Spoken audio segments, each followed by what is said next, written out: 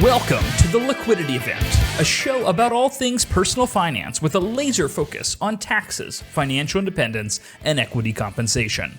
Hosted by AJ and Shane of Brooklyn FI, each episode will focus on a personal finance topic, some driven by news headlines and sometimes driven by listener questions. And sometimes you'll just get two money nerds rambling about what they think is interesting. Just a quick note before we get started, this podcast is for informational purposes only and should not be considered tax or investment advice. Hello and welcome to the Liquidity Event. We're your hosts, Shane Mason. And I'm Allie Jane. Oh. Just trying to throw you off the beginning. Who the fuck is Allie Jane? We back. I feel like I'm back in Mississippi in a Catholic high school suddenly. This is episode 111, being recorded on July 18th, airing on July 19th. A quick reminder to your listeners, we will answer your questions live on the pod if you leave us a message. We have one today. We're excited to pop into it. You can disguise your voice and use a fake name. You can use the dark, grisly voice if you want. And the link is memo.com/the liquidity events. Let's try that again. Let's try that link again. It's memo.fm/the liquidity event. What did I say? I don't know. You added a .com in there. There's no .com in there. Memo.com was too expensive for them, so they went with a .fm, which I sympathize with. How are you today? I'm great. I slept like a little baby last night. I'm finally back in my home. I was in Michigan for a Wednesday to Wednesday type beat, little week away from Mexico, nice. But happy to be back. Sleeping on, Ryan, my boy. Not exactly the best hospitality. Doesn't excel in hospitality is what I was going to say. Yeah. Slept on a sheetless twin bed. I was going to say, my first question was, were there fitted sheets? There were not fitted sheets, AJ. Okay. There were not fitted. There were no sheets to be found. So in the spectrum of like bouginess, let's say AJ's up here. I'm not like the most bougie. I would say I put myself at like a 9.1 on a 1 to 10 bougie scale. And I would put Ryan on as like a 2.1, just to give us some perspective. I would put you as like a 6.1. Like you can rough it, but you also, you enjoy the finer things. Yes. Okay. Yes. Well, interesting. His family comes from money, and they had this house. It's a really cool house. You just like blow up your friends on this podcast. Trying to get him to listen. Try to listen. I mean, he comes. They trace their heritage back to like the mid 1800s type deal. Yeah, definitely like great treatment of folks in the South there in the 1800s for sure. Anyway. Well, no. So they haven't always been there. So this house was in Michigan on Lake Michigan. So it's we're trying to do like an annual friend reunion. Nice. I'm trying to start it, and we're trying to do it at his house. It was built in like 1905. Like his grandfather built it. It's beautiful there. Have you ever been up to like Lake Michigan? I've never done it before. Yeah, it's beautiful. Yeah. It's super beautiful. Like you were near like Traverse City, sort of. I've flown into Traverse City and then driven. I don't remember the name of the town, but yeah, in college, a friend had a lake place that I tagged along for the summer. Yeah. Now this is in Grand Haven type area. And I happen to be reading Anthony Kiedis' book, the of course. Infamous 2006 memoir, Scar Tissue. Turns out he's from there. Oh, really? Okay, cool. Yeah. I have a great Anthony Kiedis story. I'll tell it really quickly. Long story short, I was sitting at a health food store in Los Angeles with my mom in high school, and I go to order the food, and I come back, and my mom is chatting with this really nice gentleman, and my mom and Anthony Kiedis have been chatting for like 15 minutes. She's like, Allie Jane, please meet this really nice gentleman, and I'm this like teenager who obviously I know who it is, and I'm like, oh my God, Mom, you're embarrassing me. My mom was like, he's such a nice man. Anyway, this is a few years after Scar Tissue. Probably sober at that point, but yes, yeah, he was eating at it was a macrobiotic restaurant. So yes, he was definitely on his health kick at that point.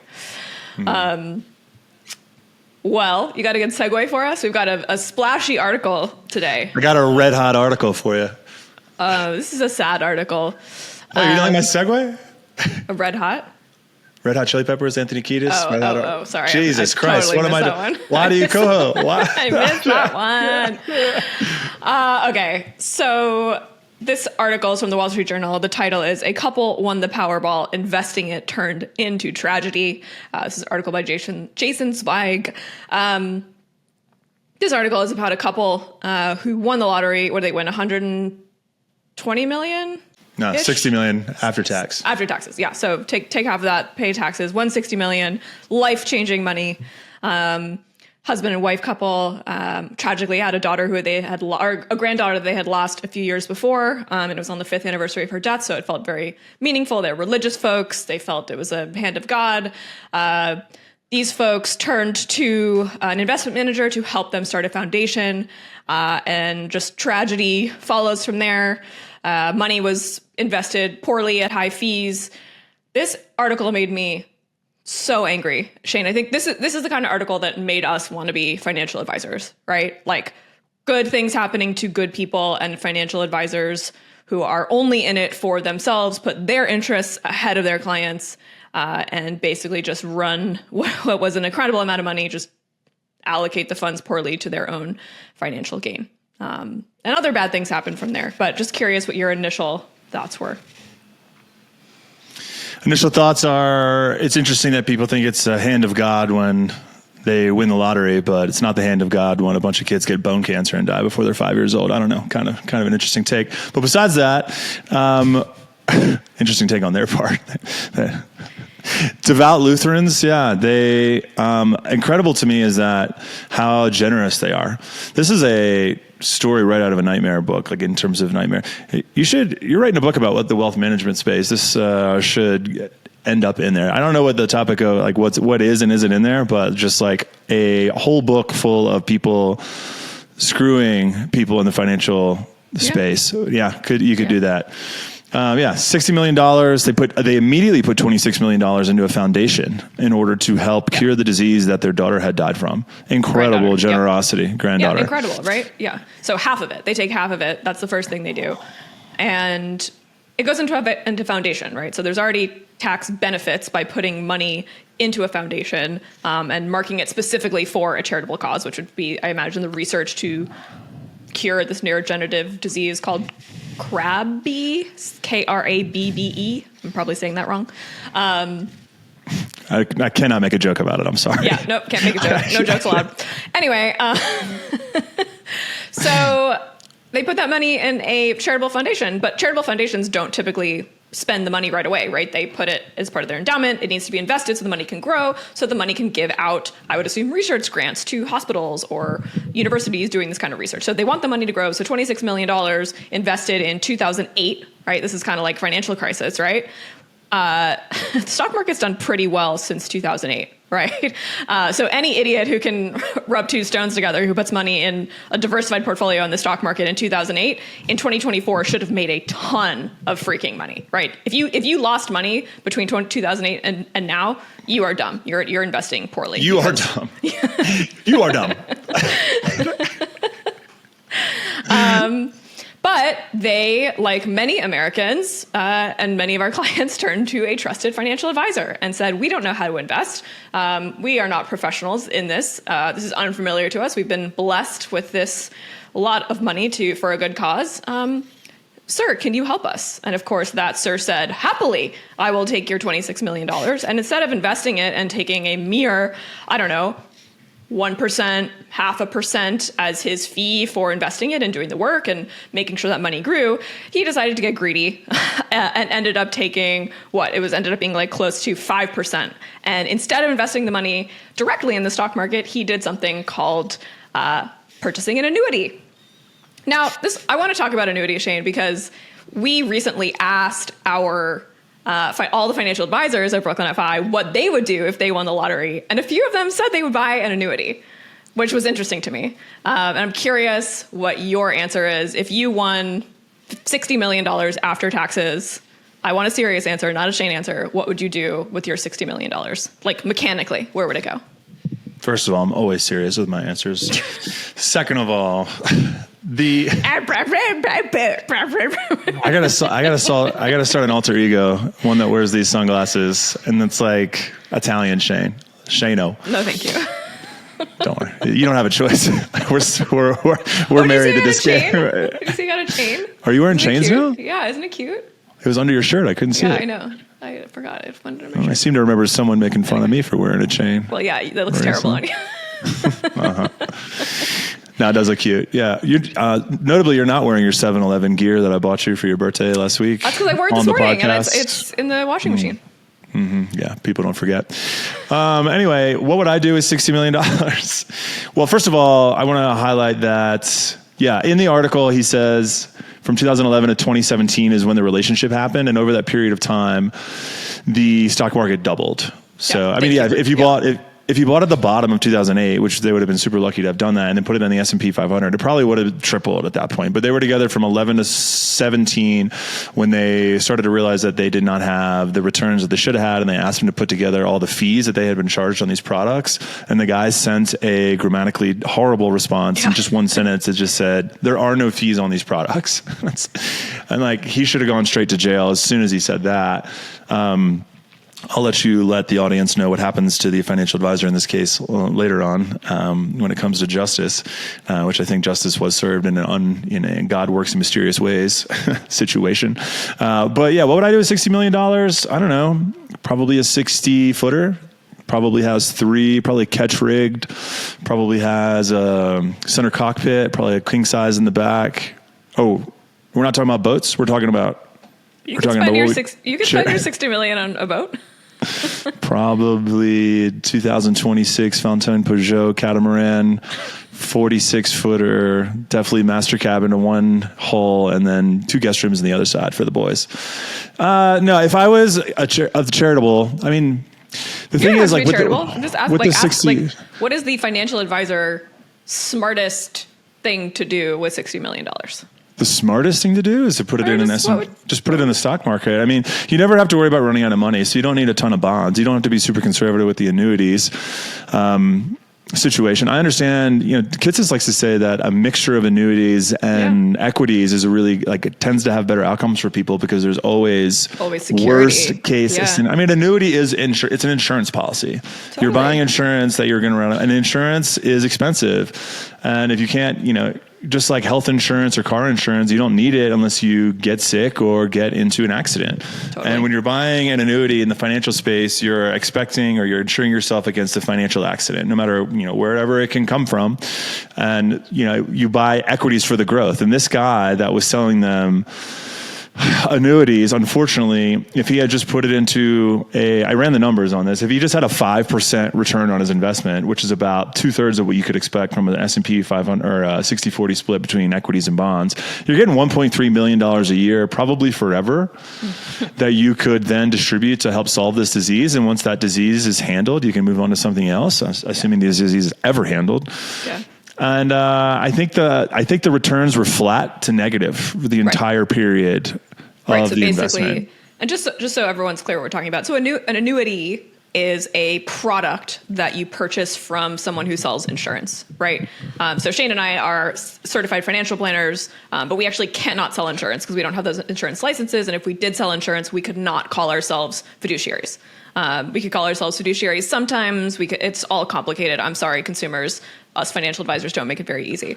But an annuity like you said, it's an insurance product. So essentially, you are paying for security. So you take your $26 million and you are effectively guaranteed a certain payout for a certain number of years. So we didn't know the exact structure of this annuity. And the reason why I said some of our financial advisors who I think are very smart and I trust for financial decisions, said that they would take an annuity if they won the lottery, is that, if you won $60 million, you don't necessarily want to deal with the headache of that. So you basically take it to someone. I would take it to a commission-free annuity salesperson. I would not want to give someone 5% of my $60 million and say, hey, I want $500,000 a year for X number of years. And that way you have a very nice amount of money to live off of.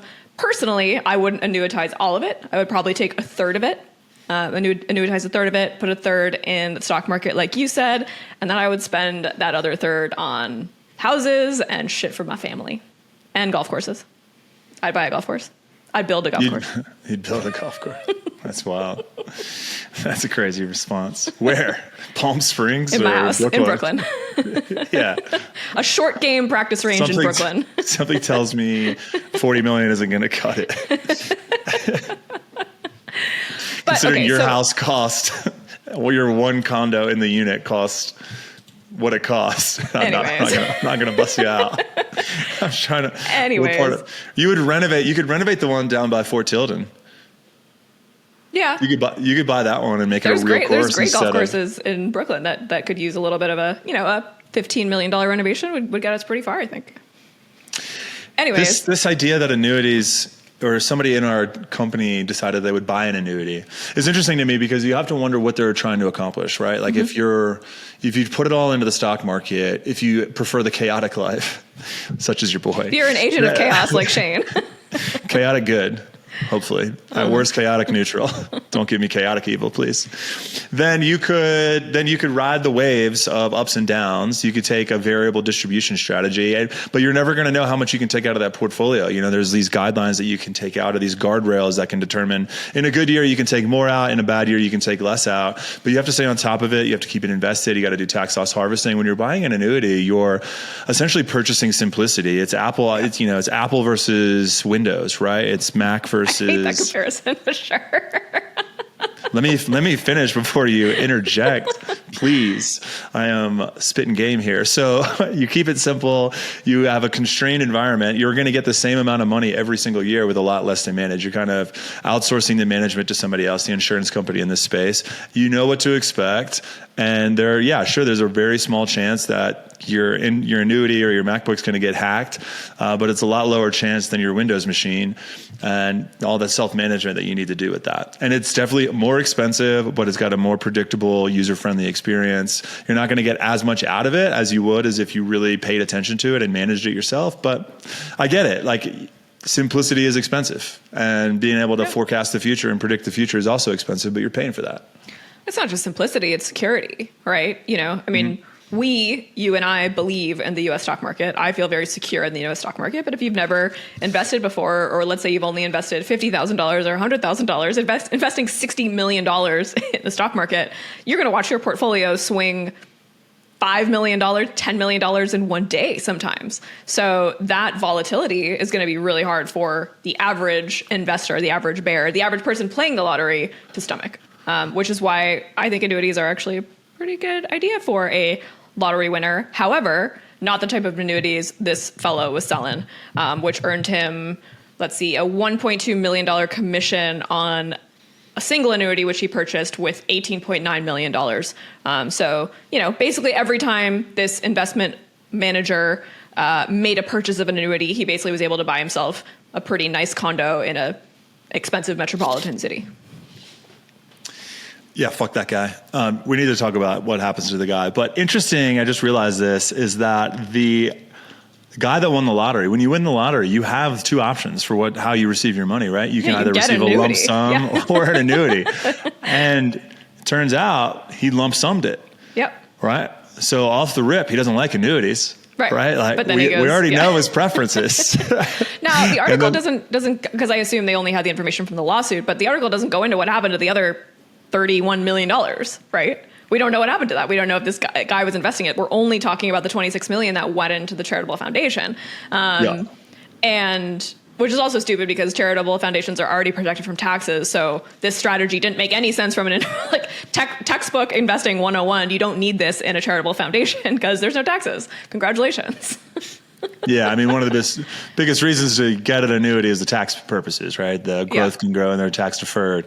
So now, let's talk about 401ks at TIAA-CREF as well. It's like all those annuities. Remember how we used to impersonate? Call up. No, we never impersonated anyone. We were always on the phone legally with our clients for hours, waiting for these TIAA-CREF representatives to lie to our faces, like this guy did, to say there's no fees, when we're looking at the document that says there's a 5.5% fee on this annuity. Hate it, you guys. I hate it. But okay, so what's the practical? So what happens to this guy, this investment advisor? There's this huge lawsuit. By the way, he worked for the company called Principal, this giant publicly traded insurance company. Fun fact, one of my former employees used them for our 401k, and they were pieces of shit and horrible to deal with. So I always vowed that I would never work with Principal ever again. And in fact, now as a business owner, Principal people will occasionally reach out to me on LinkedIn, and I give them tell them how I really feel. I'm just going to send them this article going forward.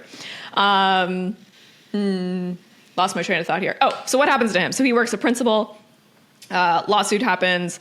Unfortunately, he committed suicide. This investment advisor had all these charges brought against him, and he ends his own life. Probably didn't see a way out of it. Saw how badly he had screwed these people over and made that choice, which is sad. That is very sad. Also, the wife of the lottery winner, Sue, passed away from cancer. So she only had in 2015. So she only had half a decade to enjoy, these lottery winnings. But I don't know. I think there's like a good lesson here, which is like money is a lot of money very quickly can ruin your life. And we see that a lot with lottery winners. Actually, my friend Charlotte, who was on a previous episode, is writing a book about what happens to lottery winners. Because we hear, you see the jackpot headline, but you don't necessarily do a follow-up story of what happens 5-10 years later. I think the annuity is also a good idea so people stop bothering you, like I only have $200,000 to live each year. It's basically my salary. Sorry, I can't help you. Yeah, no, I hear you on that. No, I mean, so they say it's a curse. So who do you think's at fault here? This individual guy, the investment advisor, or is it his employer? This guy was probably instructed by someone or had sales targets to meet. There was probably a lot of pressure. There's an anecdote in here that the lottery winning couple was flown by a private jet to like the headquarters of Principal to meet with the CEO. They were rolling out the red carpet because Principal knew they were going to make a lot of money off of these people from day one. That was their strategy. So we got to hold on to them. So who's at fault? The investment advisory firm or the actual advisor who bought these products? I'm going to go hard right here and say it's actually the lobbyists and the Republicans on whatever government oversight board that has prevented the requirement that all financial advisors work in the best interest of their clients. Like, I'm sorry, when the incentives are there, humans are going to human. Yeah. We have people that did not have to serve in the best interest of their clients. We had somebody that works, $160 million. He's a construction manager or something. He doesn't know the difference between a fiduciary and a non-fiduciary, somebody that's regulated by FINRA, SEC, somebody that's got Series 60, like who's a CFP, like insurance salesman / financial advisor. What's the difference, right? Like, it's just too complicated, right? And who is he going to even hire to help him navigate that? Yes, he's got $60 million, but this guy flew him on a private jet. He met 60 people that all had really nice offices. They all in the Midwest, where I was just in Michigan. Everyone's nice, super nice. I mean, big that's smiles. Yeah. I mean, I remember doing some sales calls early on in Brooklyn at Five's journey, and someone turning us down and saying, you guys just seem a little, I want to go to like a nice office in Manhattan. It's like, for sure. Cool, for sure. And so those fees, those higher fees that you're going to be paying, are going to be paying for that glass office in Manhattan that you're going to go to once a year. Maybe, if that. Anyway, to each their own. Enjoy the office. Yeah. Enjoy the free banana. How can we help people avoid this? I get it, though, because no one wants to feel humiliated. Nobody ever wants to feel like they used to say the reason that IBM was so strong for so long is because nobody got fired for buying IBM products, even though they weren't as nice as they used to be, as Microsoft came up through the ranks, right? Like, you're not going to get humiliated. Like, even if you do get humiliated, people will understand why you did. Whereas if you hired two kids out of Brooklyn in their late 20s, early 30s to manage your money, it turns out we are much better than them, but you're looking at the heuristics of rules of thumb, right? Like, they're young, they don't have a reputation. I think I'll just have to pay for this additional insurance, like, for the brand. And then you end up paying way more for just because of worse service and worse returns potentially. Yeah. How do we help people avoid situations like that, like this? Obviously we're not talking necessarily about a lottery winner, but sure, if that happens to you, call me. I will invest your money very well with my fiduciary hat on at all times, I promise. But no, your parents potentially are looking at giant balances in their 401ks. They're retiring, or they might need an annuity at some point. So what is our advice to, let's say, folks a generation below to help their aunts, uncles, parents, grandparents make the right choice for finding a financial advisor? How do we do it? Oh, well, we need to fund NAFA is a great space, right? Somebody was asking, actually, I was on the CFP subreddit the other day, and there was some kid that was like, I just got this job at this brokerage. I've been here 3 months. It's a nightmare here. How do I find where are all the good guys at? Yeah. Where are all the good financial advisors? Yeah. And I was like, dog, there's literally thousands of them on NAPA and XYPN. But people don't know. Yeah, I got zero upvotes. I'm like, okay, this is where. Right, because you go into any town and what next to the grocery store is the Ed Jones office. You walk into the Ed Jones office, they'll set you up with an annuity, no problem. They'll sit you down in the chair, get you a nice cup of coffee while you're doing the groceries. You bring the wife in, no problem. So you want someone who is a fiduciary. You want someone who calls himself a fiduciary, is proud of that fact, doesn't kind of sweep it under the rug.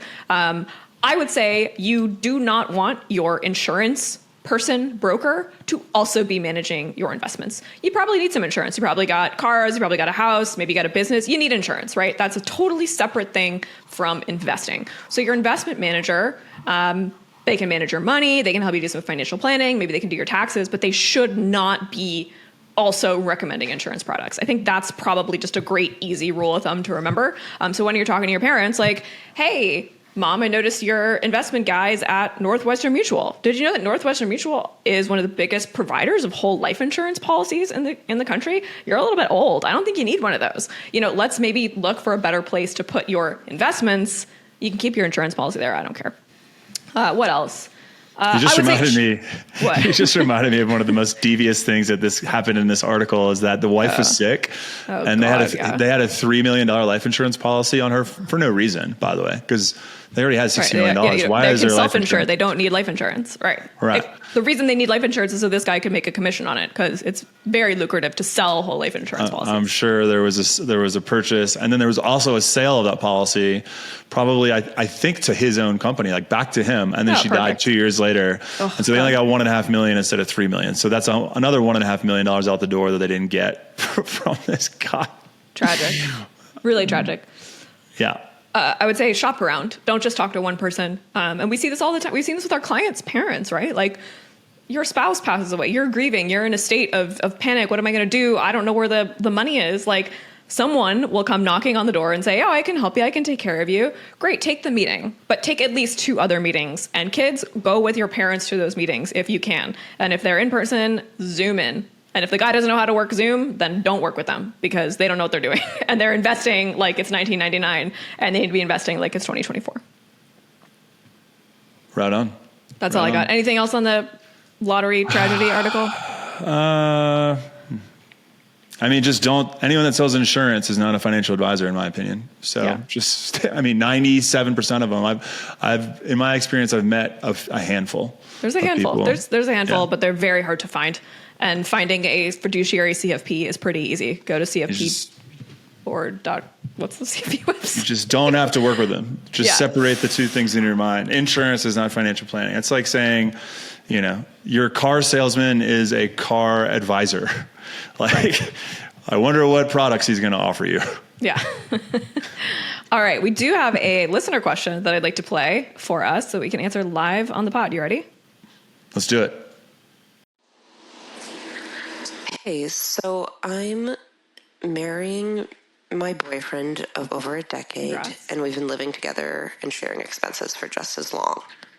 Period. Everyone says I need to formalize our finances after we get married, but in 2024, why? Why can't me and my husband just Venmo each other back and forth? Thanks. Love you guys. Love you too. Okay, so the question is basically, I'm getting married. We keep everything separate. I've heard a lot of advice that we need to formalize and kind of merge things together. I don't want to do that. What's wrong with just continuing to Venmo each other back and forth like we have been for 10 years? We've been together a long time. Thoughts? Well, there's a lot of masculinity, femininity baked into this thing. Who pays for stuff, and old school, traditional, like trad versus modern concepts of who should be paying for stuff. I don't know if it's been in my initial take is whatever's been working for you in the past. You've been dating this person for 10 years. Like marriage to me is just something that you have to do because you're in the United States, and like you have to secure certain things like estate planning benefits and tax benefits, and you got to get the government unfortunately, you got to get the government involved in your romantic life. So whatever's been happening in your personal life, I don't see a good reason to change that if it led to the marriage in the first place. You know what I mean? Do you see something that would? I agree with you because it's been 10 years.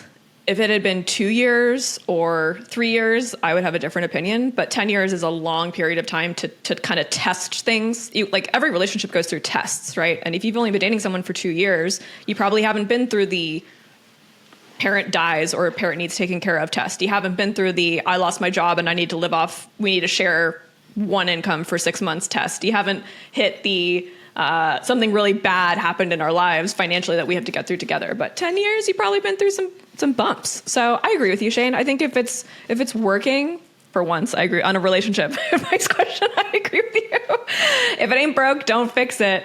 However, generally, I do give the advice of as a married person and as a person who is very involved in as a person married to someone who is very financially literate, who is also a business owner, we talk about money all the time. Like we have that unique relationship.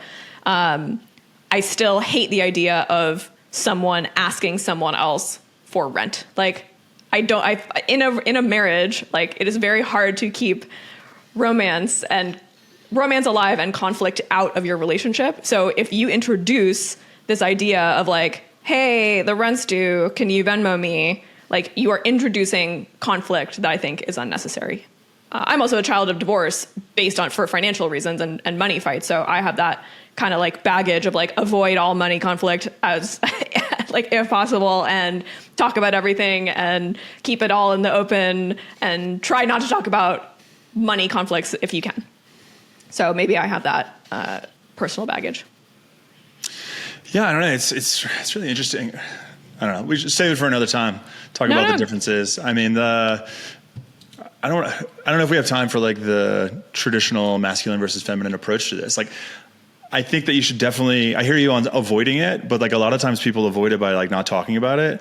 And if let's say he's making 70% or he's making more than her as a traditional example. So he's potentially been asked to pay 70% of the rent. That's something almost every relationship I've ever been in has been, you need to pay more of the rent because you make more money. It's like, what happens if he loses his job? Or what happens if she gets a promotion? Or what happens if this and that? Like, just going through the what ifs. Like, it kind of reminds me of the partnership contract that you and I looked at where we were trying to decide and writing, I don't think anyone should write all these things down, but just play hypotheticals, play the game of hypotheticals early on, especially before you get married. Totally.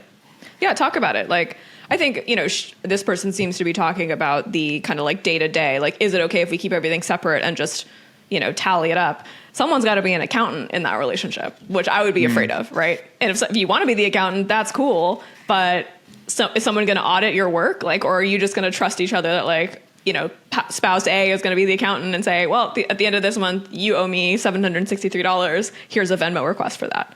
To me, that's what I would try to avoid, but it sounds like it's been working in this particular case. So I do believe in keeping finances somewhat separate, but aware. Like my husband and I keep everything totally separate.